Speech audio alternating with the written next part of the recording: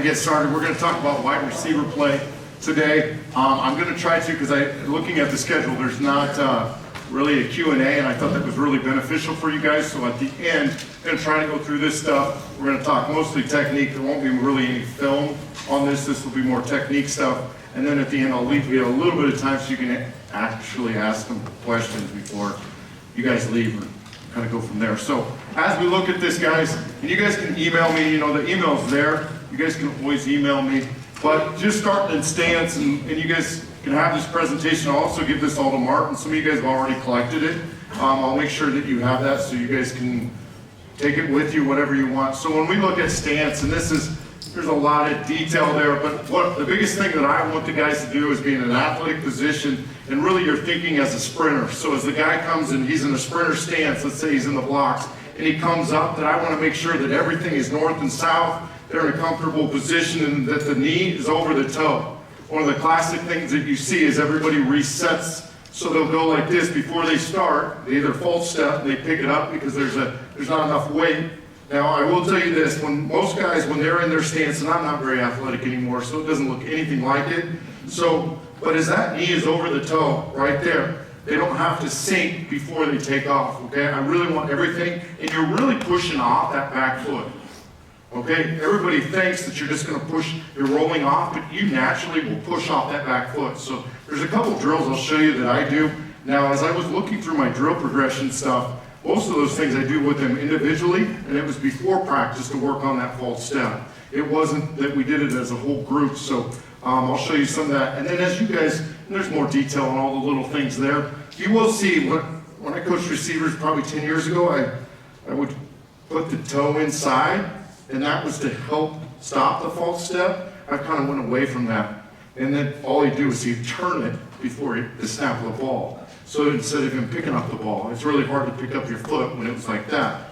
I've gotten away from that because everything I want to be north and south and push off the ball. That's my opinion. You might want to change it up depending on what you want. I will tell you, each guy's a little bit stiffer. Like what level he can actually bend, it differs. The hands, just be loose. I'm not this guy. You see guys like this? Then don't do that. That's my opinion. And then as we go ahead and we get anybody that's going to press us, we should arrow our stance up almost like we're a boxer.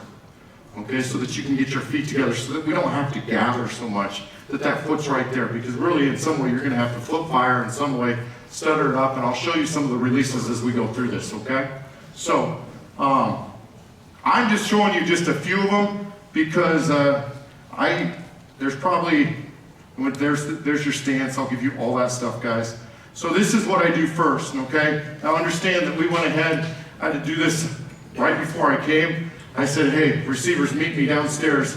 I had to put them on our turf real quick. So I didn't have this on film. So we do this is a toe tap release. And so a toe tap, this is only, you would never do this in a game, but this is just a technique to show them to roll over their front foot. So as they go ahead right here, and you can see there's still some rotation, and we have a softer turf, so you can see the transition in their foot, that they're actually rolling back before they went, and that's not good. But if you see this right here, you see how the toe is up? He's just barely light, and what I'm trying to do is have them lean so that they actually are rolling over that front foot so they can feel that. Now you can see the front cleats out of the turf. It shouldn't be that way. And so as I see this, and as I was putting it together as we were flying over, I go, I'm going to have to address this when I get back, I'll be honest. So you see the transition, and you also see how the straight leg, that shouldn't be that way. He should be all the way down. You see how he locked out? That knee should be over his toe. Okay, so that would be a toe tap release, and it's just really to emphasize them rolling over their front foot. Okay, I understand in a real situation, like I said, you'll push off that back, but I'm trying to overemphasize. That's the position he should be in right there when they start. Coach? Yep. You push off the hind leg, shouldn't the front leg? It's kind of a mutual thing. You emphasize rolling over, but you push. It's like I'd say both. You know, because when a guy just says, I'm just going to roll over, they never really get off. And if you total back foot, I would say it's mutual when you really look at it. This is a good point, but you know, I've kind of gotten to that point. I always said, hey, we're just going to roll over the front foot.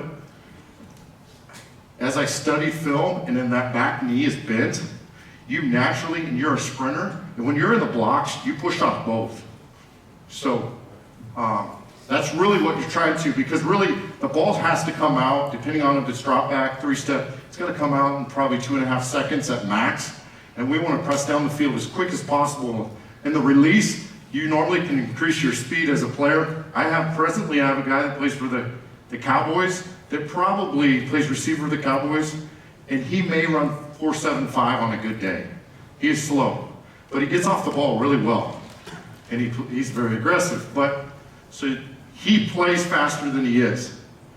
So as we go ahead, the next thing is too many times when they release. So now I went ahead and their toes in the ground a little bit more. Is that I call these jump outs. And so they're trying to gain as much ground as possible getting out. And they're going to overemphasize this. So this is not a full speed drill, but I'm trying to get them to jump out so that they're not just getting that 2-inch step, that 6-inch step. I'm really trying to get about 1.5 yards when they jump out of it so that they press off the ball.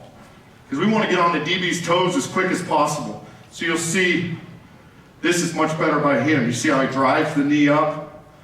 And he's getting a good 1.5 yards as they burst. Now you can see we have turf on the backside. We got like a world famous long jumper there. We have a long jumper that goes 19. So he gets to put the pit up because he's really good. So we still have to share a bunch of stuff. Now, you guys do releases probably, and you move the ball, and I don't have the ball in there. You do your releases before practice or right at the beginning of practice. I'm a big believer in making it competitive, so we do these partner releases. And so what we do, probably about 1 yard, half a yard, depending on the speed, we'll just stack them behind each other.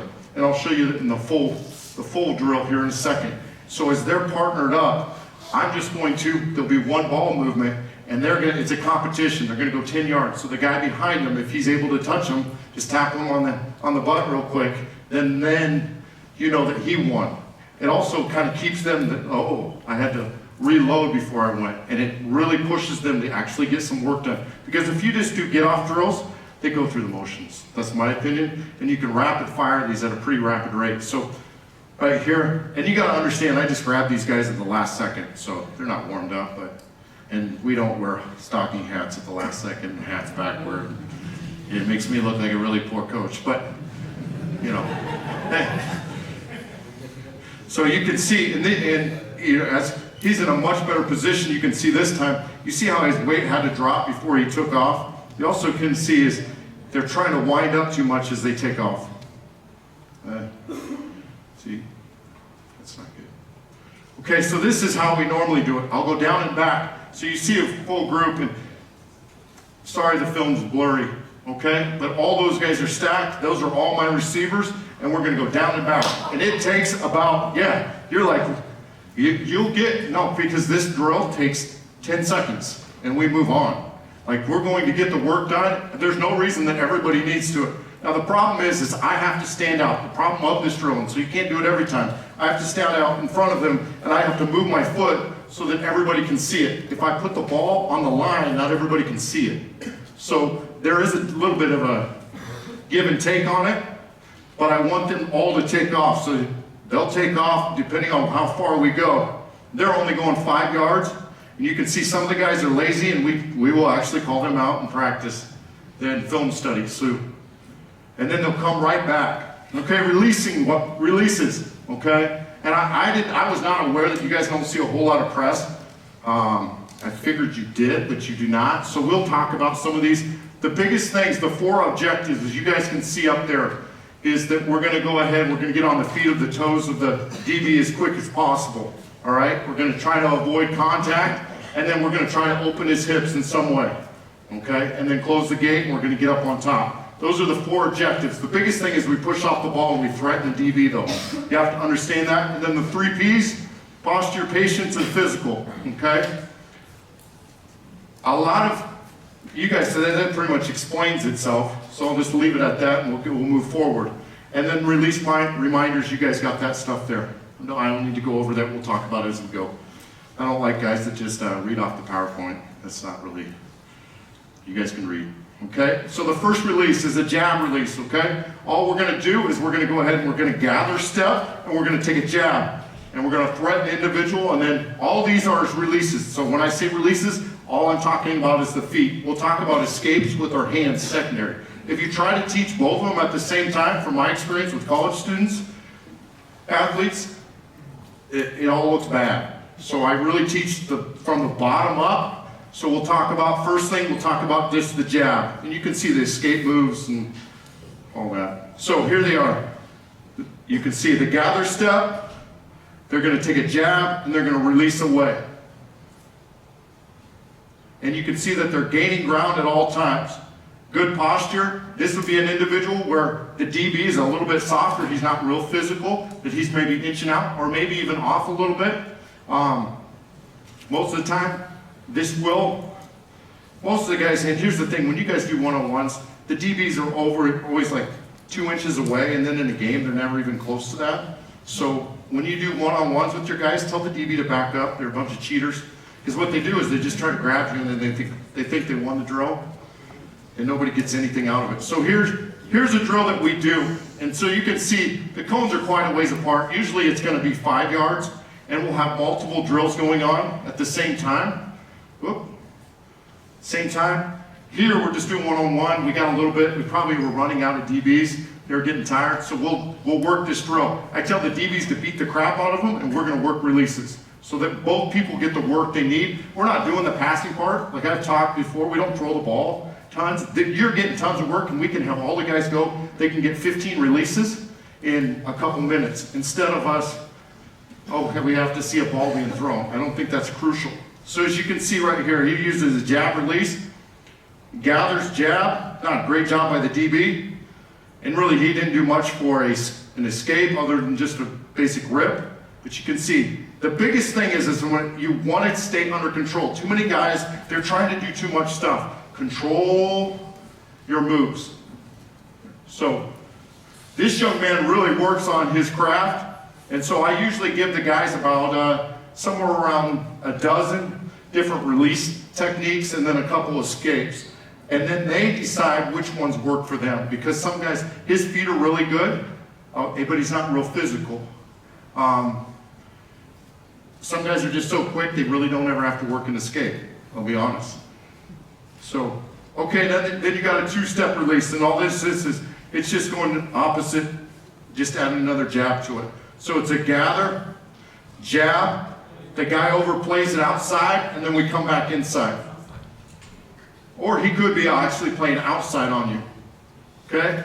This is more of a jet release, and so when I say a 3 hard away, so a 3 hard away is, go ahead and hop up here, okay? And we'll have you actually, like you're the DB inside on here, the ball's inside there. So all I'm gonna do is I'm avoiding contact from him. I'm just trying to get vertical as quick as possible. I can gather and do all this, but sometimes the guy's gonna sit there and it don't matter. And you'll see, I'll just go 1, 2, 3. A third step has to get north and south as quick as possible, and I'm usually just gonna hide surface area, and it's gonna be a dip and rip. And so as long as that shoulder's in and he can't get to my chest plate, I will win. And the DB usually tries to cut you off and he never really gets hands on you. I'm avoiding contact. And that's fine, because if I'm faster than him, it doesn't matter. All right, so a really quick guy, I'll just go 3 hard away. You can go 3 hard in. I don't teach that as much because they're usually a lot more physical, and you have to do some other releases. I will not talk about that, but if you want afterwards, we can talk about those. I'll go 3 hard away and just get vertical, okay? So you can see right here. Now this guy does a false sip right here.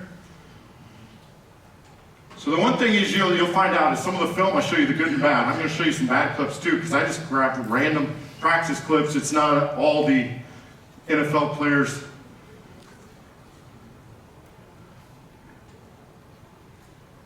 Three, and the biggest thing is, and there's nobody there, we're going to try to hide surface area, and we're trying to get north and south as quick as possible. Stick it and get north. Okay, and then you guys probably, everybody uses some form of a stutter release. And this is just to try to get on the guy's toes and just try to see where he's actually going to hold his leverage. So the biggest thing I will tell you, and I see with the stutter release, where the guy's just going to, is the guys do this, and they just stand in the same spot, and they never threaten the individual. Okay, this works when a guy's a little bit more passive. It's crucial that you go ahead and attack the guy and that you're gaining ground the whole time. So, of course, I tell the DB, and when you work these drills, and you can have all of your wide receivers aligned, and you can work one release.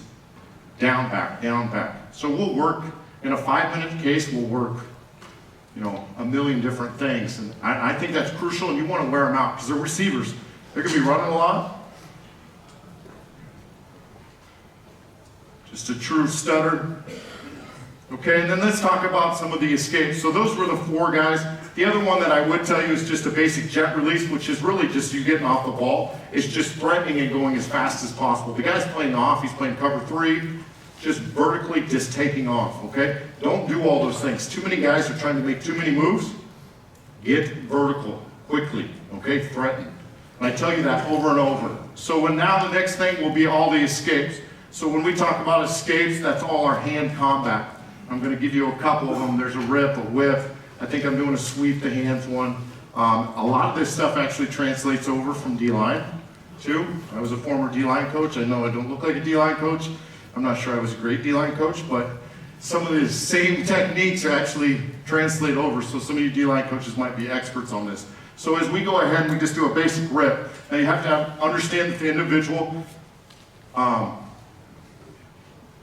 some of the guys can't do this really well. I'll just put it that way. So as we go ahead, we're going to work our feet, whatever it is. I have everybody doing stutter releases here. So a stutter release, and then he's going to go ahead and strike the elbow of the individual. Go ahead, hop up. Yeah, I gave you that false thing there, didn't I? I go, yeah, and then, yeah.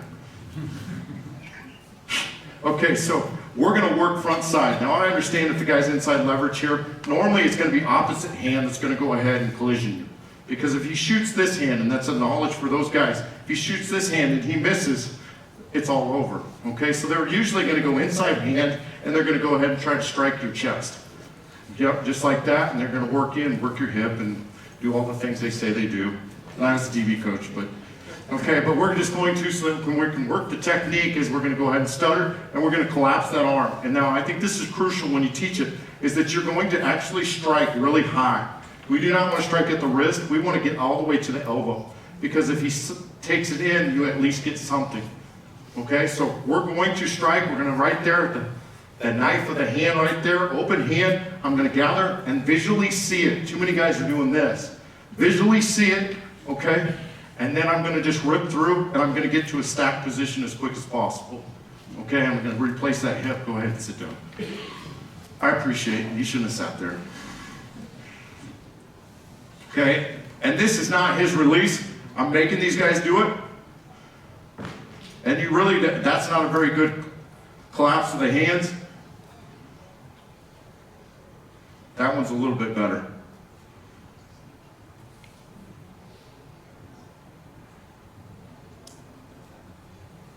And this guy does it much better. You see how he actually, you can see his complete shoulders go ahead and get to a dip position off of it. He's going to collapse it and going to get to a stacked position. Much better job here.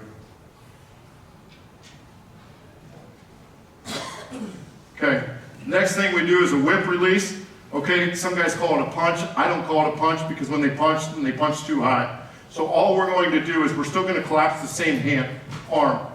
So as we go ahead and we collapse, it's the same aiming point, nothing changes there. All I'm telling the guy is that we're going to whip it and we're going to punch through as quick as possible. This is a more common one because the hands are usually low and our guys are taller than the DBs. So as we collapse it, we're just going to punch through right there. It's crucial that the backside elbow gets across the hand because if he grabs you, you can break it, okay? You want to break off his hand, okay? So just right there, and I'll break it right off, okay? And then he will let go, don't worry, okay? And these are all stutter releases, just because I didn't. And he gets to a stacked position. Very crucial that he cuts him off and that he is not a wide angle off of it. The other thing I will tell you guys is if you can, and I know there's limitations, and they won't let us put it on our game film. Normally you want to put these lines on your practice fields. They don't even let us do it on that, but about 6 yards from the sideline, we never get outside of those. We want to make sure that we give room to throw the ball. So we put these lines on the outside. They'd never be in a game, but just to teach them to stay inside. Okay, just a basic chop. This is a much more common one with our guys because we talk about it. I know we might as well just have you present. Okay, so as right here, so this has always been the front side. Now, what do we always say? This normally is the hand. So we're just going to use a chop release. So as he stutters, all I'm doing is just collapsing it. Okay, that's the biggest thing, is that they see that hand, and I'm just going to chop down. Okay, and you'll see it in the stack position. I think I have some game practice film here showing it. But right there, just a quick little arc, C arc right there, and you'll get to it. The biggest thing is I want to make sure that he doesn't get to the chest. So I visually have to see where that hand is. Too many guys are too busy looking up. We'll look through the individual on a jet release. So on a jet release, and I'm jumping around, but as a jet release, guys, I'm trying to look through that individual to some landmark be past him, threatening the whole time. Because most guys, when they get off on a jet release, and I'm jumping around, but a jet release is they look to the ground wherever their breaking point is. Your eye control, because the DB's looking at your eyes. So we'll get guys that will flash eyes and stuff, and DBs will jump for stuff. I don't know what they're looking for. You know, they're completely. We'll look for back for balls, and DBs will stop and we'll take off. I mean, there's some, but right here, I suggest you teach those eyes. This is better by him. Just his body angle late, right there in the dip to it. It's very similar to a pass rusher coming off the edge, chopping it and then ripping. Normally the DB don't open the hip at this point. If you use the inside hand, you don't open the hip. Normally they're going to be a little bit, we got receivers kind of giving us a look just so that we can get it on film. I understand what you're saying. They're going to try to stay as square as possible right there, but at some point that's where you can get the release where if they're going to stay square as can be, a 3 hard away and just a jet is good. The guy he has to open up at some point. Okay, you know what I mean? He got to run. I haven't met a guy that can backpedal fast enough from that angle, from that depth. Okay, this is a sweep the hands. So all this is usually, we don't do it at the beginning on a press situations. It's the second level because we don't do a lot of hand fighting at the second level. And when I say second level, first level would be any kind of press. Second level would be like a linebacker. So we talk about releases at the second level. And the third level would be like safeties. Not that you really go against those guys and it's some kind of release, but if they're trying to get hands on, you have to teach them the skills for them to be successful. So in this case, we have a DB here. He's playing off. This would be a safety situation, just a one-on-one. The guy shoots his hands. His hands are late, but my guy just goes ahead and he just sweeps the hands real quick, inside out, sweep the hands so that he deflects them, and then he gets to a stack position quickly. Okay, here's another example. The guy's playing off. Sweep the hands. Initially you could see, okay, so he's in a bad position. If the guy's running there on the ticks, you might as well fire him, okay? Because it's his fault the ball's incomplete. You can see he's starting to dip to get back to a position where at least he's 6 yards from the line of scrim, or from the sideline. See him work back there. Now this is a one-on-one route. He didn't know where the ball was, and this is a freshman kid, but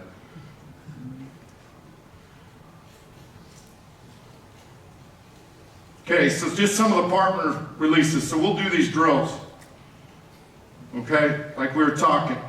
And this would be a chop right here, a gather step, and then he chopped to hide his surface area. The DB, it's the same DB that just got roasted the time before, but okay, same young man, now he's getting a jab.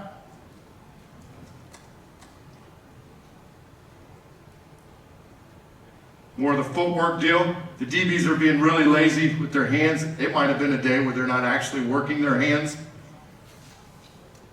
This young man has a grab problem, so he might have told him he had to work his feet, just like you were saying. Like you have to stay in square, and that didn't really work out there because he was not able to cut him off. I think it's crucial that you actually have those cones where they actually have to work within that distance, because if anyway they're over more than 3 yards outside of the initial starting spot, the ball, it's over anyway. So they have to press vertical. I think it's crucial that you show them those landmarks. Not a bad rip after it, you just wish the DB would be a little bit more aggressive. Okay, here's a stutter, okay, with the chop, and he pulls it through. Okay, I put this one on. This is really poor on this side, because usually we have multiple ones here. Usually there's 5 yards in between so nobody gets hurt. I do suggest that, but in this case, that day, the equipment guy set it up this way and we just had to roll. So the guy on the left does a really good job of hiding surface area, which I think is almost more important than some of the hand combat, is that he just makes sure that the guy can never strike him on the left. He'll actually dip and rip, and the guy, he pushes them in the back, and that's great. You can just launch me forward. The guy at the bottom, he has no game plan. So as he comes up, he's just like, I'm just going to throw you, because he's a big 220-pound receiver. Okay, so he just thinks he can out-muscle people. Well, yeah, but you're 220, but you're slow, so you better get off the ball. Okay? And so he has no game plan, and he's trying to tug people, and he plays extremely high. So he don't play. So, okay, so he's trying to strike the guy. I'm not sure he's blocking or if he's releasing. Okay, and then this guy, I don't like the false step here, but he's just going to go ahead and void surface area. You can see the guy holding his ground. But right there, if you get to that spot, what is he possibly going to do? Push you into the ground? And hopefully you can hold your balance and stuff. They'll probably throw a flag anyways if he's pushing him in the ground. But there's no way that he can go ahead and post him up and get his chest. And we'll just rapid fire just like that. I put these are my 2 freshmen. Okay? I put these 2 guys on it because the very first thing that they do, and you'll see it, is their feet go like this. And I teach you some of these because you'll see it when you guys do this. You're going to see the same thing. So I want you to see some of the bad clips. So their feet completely, they never threaten the individual. They don't do a bad job in the second part of the drill, but their feet completely go wide. It's just like a DB. A DB, when he goes to press, you see DBs do this, and then they can't redirect, okay? Their feet have to, you're going to attack, everything has to stay in tight. You might visually make it look like you're actually making moves, but everything has to stay in the cylinder. And you'll see both of these young guys. The other thing is when you're in press, look how elongated their stance is. I've never seen a boxer like this, okay? So they need to bring that back foot up. This is probably early in camp, and they're freshmen, so.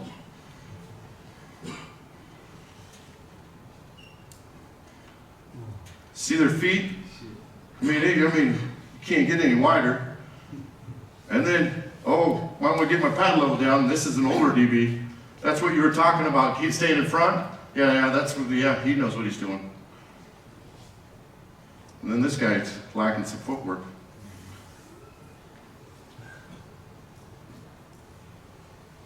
Okay, this is another release, and I've shown you just a few. Okay, if you guys want more releases, I'll send you a million of them, okay? Different techniques, and I'll show you game film. Guys, Wednesday was our signing day. Okay, Thursday I was on the plane, so I haven't even watched the season clips yet. So I watched the games, but I have not cut it up. I'll put those into them here in the next couple weeks. So as he goes ahead, he gathers steps. This is his best release, okay? It's a reset release. So he's going to, in this case, gather step. It doesn't have to be a gather step to a jab. He's going to get to 2 yards, almost making it look like he's going to run a slant, okay, to get the DB to reset his hips. His hips will go ahead and stop because he's trying to play inside and protect, and then he re-releases. There's a burst to it. So you'll see it right here. See how he hesitates? See how the DB's set? And then he releases to get up on top. And then at the top, the 3rd level, right there, you can see he's got him stacked position. He's going to go ahead and when he catches that ball, he's going to make it so that he pins the individual, and I got a little bit more film on that. His hands are going to be high when he catches the ball. We don't want to catch the ball like this. We never want to catch it here. We always want to catch it over our outside shoulder, and we're going to late shoot our hands, okay? Elbows high, hands high. I'll always emphasize that, and we do a bunch of drills, but that's exactly what you want it to look like. And yeah, run into the wall too. So I had him show it because this is his drill, is the poor false step.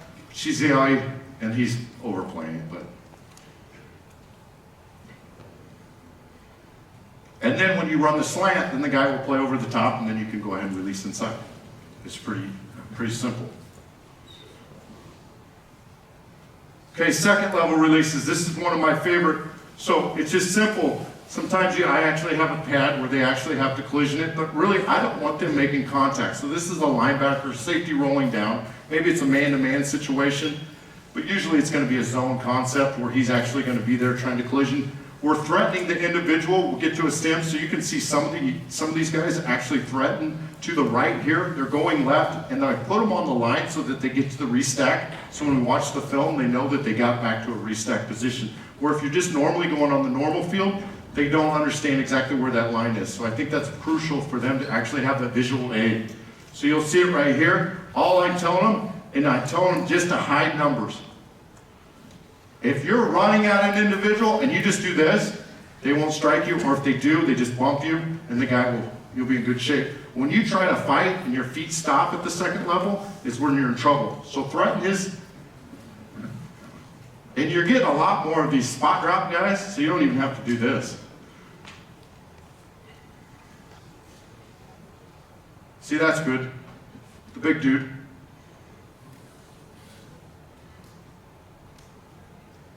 Okay, now this is not, this guy, he might have been drinking before, okay? It's not bad by the young guy. It's really good. And then we use that as a visual, bad by the young guy, okay? Not bad. Really poor by the old guy, he's at the back of the line. Yeah. And then we'll come back. Usually when I do that, and some of it is just because I can tell that we didn't have pads on, and that's just a drill that we were doing at the very end. We're saving legs. Usually I have a drill there, and it depends on how many people you have. I have a drill doing that for the slots, and I'll have something for the outside guys, because the outside guys don't normally see that.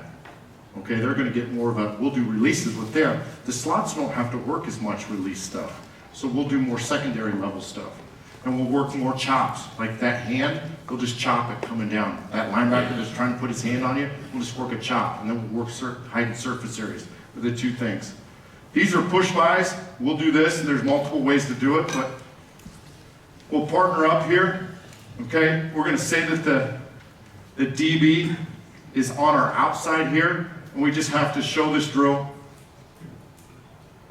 this way, and then it'll never look like that in the game, but I'm trying to emphasize. So we're going to sprint, we're going to show that body language going forward, and then we're going to late show our hands, and I think this is crucial that you go ahead and put it right there at their lower back, and that they push. You're going to push the individual, okay? You're going to push. Now, he's playing outside leverage, and they're breaking inside, and then they'll play inside leverage too, but so as you, So he's playing, as you can see the drill right there. It's crucial that we don't put our hand here, that we want to late, and we don't put the hand late too early. We're just here, and then we push off the individual, and then we break, okay? And then if we don't have that film, let's say I'm breaking this way, and the guy's playing inside leverage on me, right here, that I'm going to break, and naturally the guy's going to hold me, normally. So as I break, and I push this hand, once again, we're going to break arm, okay? We're going to shoot it, and that elbow has to come through, and that will pull that hand will stop, okay? He won't. The other thing is while you're running, he's always trying to collision you, you can collision him, okay? You can be the aggressor. We tell guys to grab guys and throw them. DBs, they think they're the only ones that can be physical. If you got a big physical guy, we'll talk about releases where you can actually just snag guys. And so we'll just do this drill. Real simple, low tempo, and as you guys can see, we're not doing full routes. It's all just the top of the route so I can save their legs, because when we go to practice, we'll run somewhere around 200 plays in the practice. Yeah, we move. We try to snap the ball everywhere, somewhere between 10 to 12 seconds there's a ball being snapped in practice. Okay, so here's an example right here. So he's one of our better players, a conference guy. So he gets to it. The guy's playing aggressive. He chops. You can see the chop right there. He presses vertical because he's going to run a curl route. The guy's playing outside leverage. He doesn't really get his hand on him, but he's able to lean into him. Lean into him. The guy overplays it, comes back to the ball, jump cuts, scores.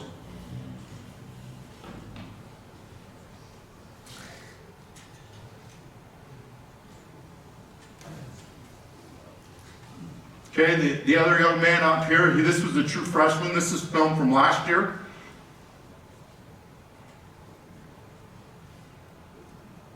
Okay, so he gets to inside leverage. Doesn't have to happen, but he ends up, the guy gives him inside leverage. I don't think that you have to guarantee that just because he's impressed and we're running a curl route, you have to get inside leverage late. Does not mean that you have to run inside because they usually know that. If you want to outside release them, I tell them best release to get vertical, and then we'll go ahead and make it work at the top. So you can see he throws them by there. His hand is on his hip.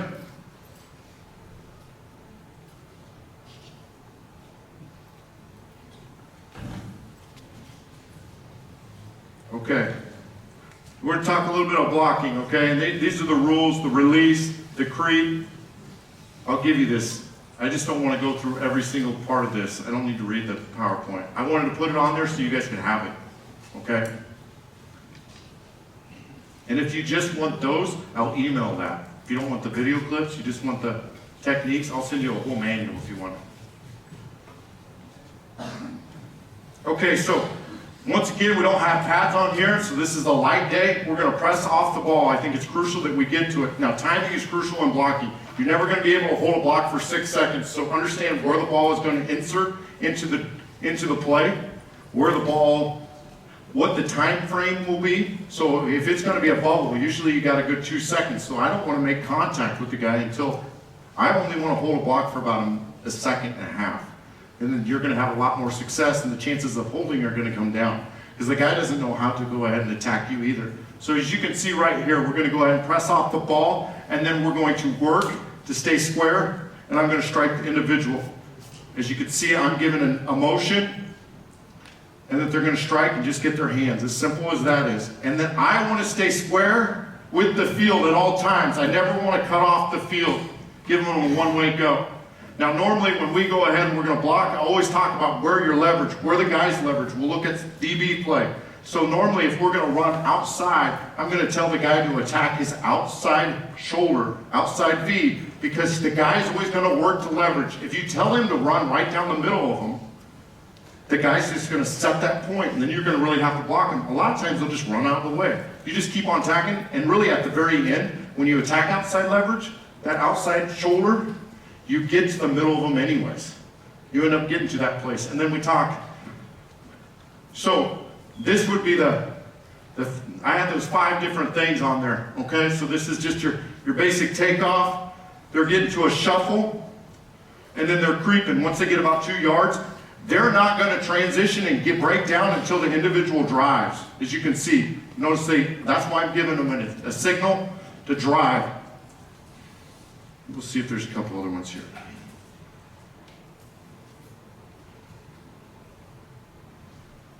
He's hurt. That's not bad right there. Okay, so the next drill that we do, just so that we get the violent part of it, and we do this different ways with the pads. Sometimes we don't have the pads. I only have the drill with the pads here.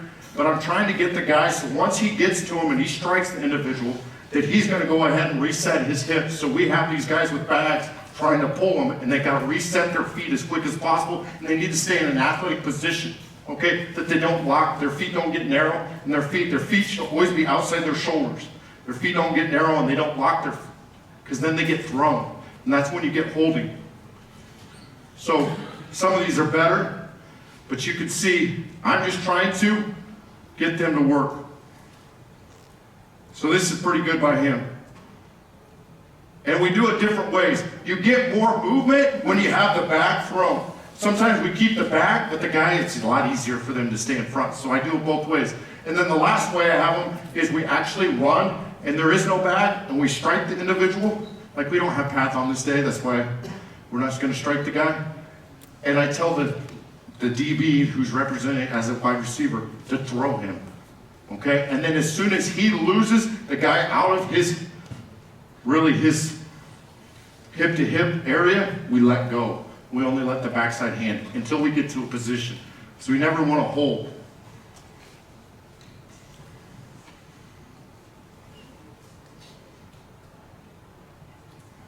Okay, I got a million clips there. And then we'll do this every day. We'll do a 5-minute perimeter blocking drill. So it could be 2-on-2, it could be 1-on-1 blocking drill. It's for your bubble screens, it's for your screens out there, any kind of X screen, Z screen. In this case, we're going 3. We're doing a bunch concept because they wanted to work on this. So you can see that we're going to cross block. This is so that our communication is right. The guy that is always at the point has the call based on how he wants to block it. If he wants to cross it, if they want to double team it. There's a lot to that, actually.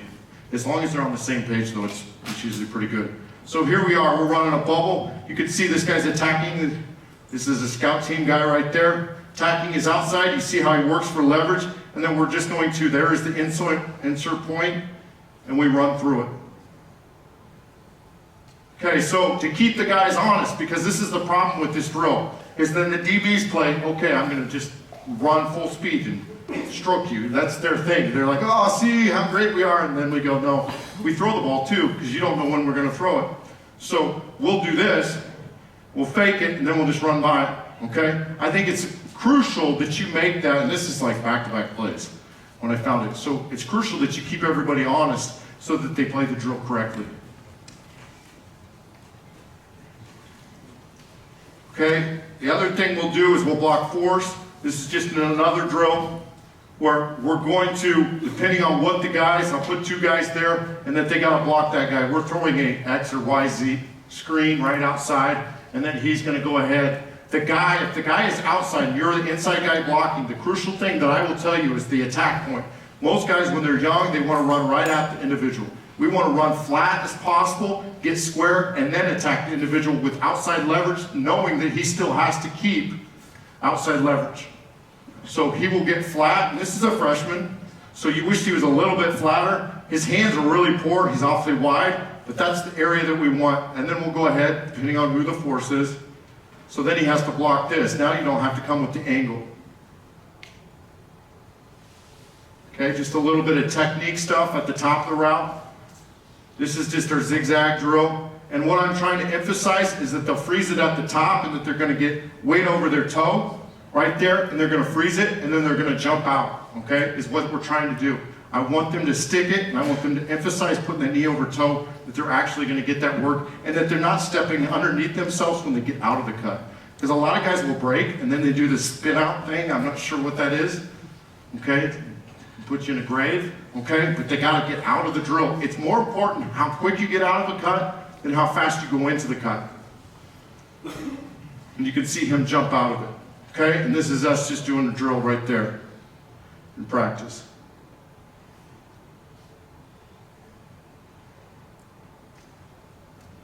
And you can see it's the same day. Most of all these drills are in the same day, and this is all 10 minutes.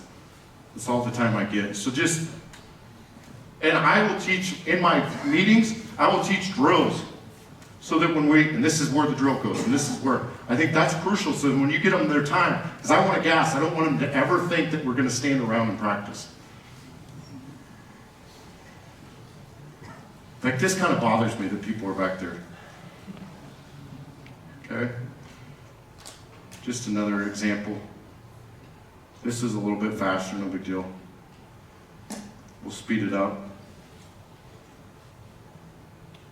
Okay, this is just an example of a third level restack. I don't like how he's doing this. He does this. This skip, that's really poor. We've killed that. But what I love, and the reason I put this on there, is that right there, he's going to make the ball right. And I tell receivers, it's never the quarterback's fault. Too many guys are like, he missed me. No, if the ball is anywhere out there, I'm going to go get it, and I'm going to make the ball right. And this is where receivers don't understand this. So right here, the guy's in phase right there.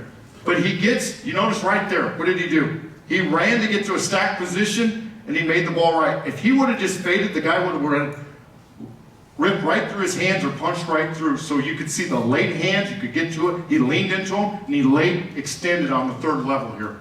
And this is why we led the country on deep balls. Because we do this stuff nonstop. We do a bunch of drills that work the top level of the... I have not done the stats this year, but last year we threw the ball and we go high tempo. 18% of our plays, which is crazy, were vertical in nation. Sorry. 5 more? No, just a question. Yeah? Why don't you want the receiver to turn towards the ball? Because I'm trying to keep my body between him and the DB. Because when I open up, then he can punch through, preferably. Now, if the ball is late, we do back shoulder stuff. We do it where you just got to go make it happen. Like we'll do some routes where it's like red zone routes where we're running the back of the end zone, and then we'll go up and get it. But if I can stay there, the only time I really want to go up and get the ball is if the ball is really short. Because these DBs know what they're doing, and they don't call it. So I'm trying to keep that. So, like I was telling you guys, 18% of our balls were vertical. We threw a vertical concept. So we believe in the big play and ripping it. So I showed this yesterday in the running back drills. We do this with all our position guys. All it is just ball security drill.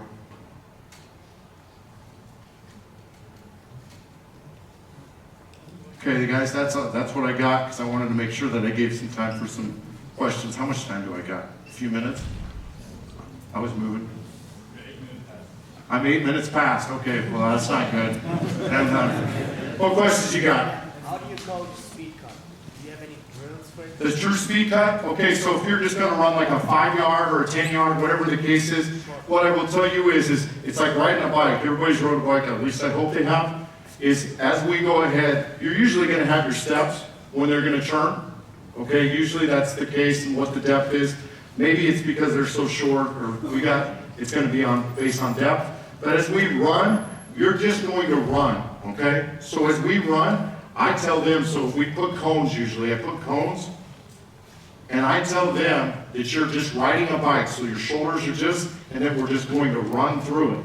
And then I'm going to snap my head, and we're going to come back in a negative angle, so the guy can't undercut us. Does that make sense? It'll naturally, so you're just running.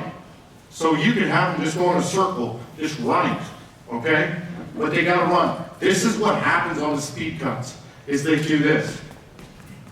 Their arms stop. I don't know why it is, but they stop. So I just emphasize that they go ahead and they run their arms and they snap their head and they come back in a negative angle so the guy can't undercut it. And I'm saying just a slight, like a half-yard negative. And that they don't fade over the top, because usually you won't get much of an angle anyways. Do you teach the feet at all, like a lunge? I just tell them to run. Make a bigger step? No, I just tell them to run. Me personally, I know some guys do, you want it to be stepped off. And we can talk about steps based on what depth you want.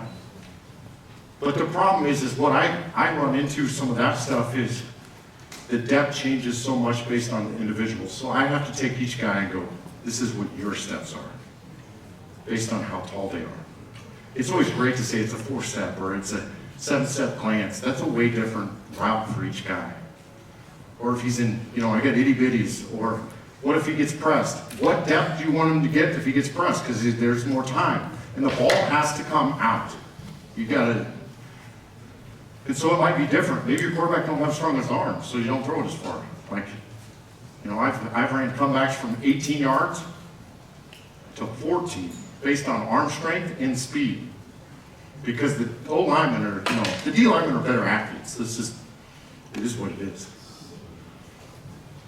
Next question, anything? I'm 8 minutes, 12 minutes.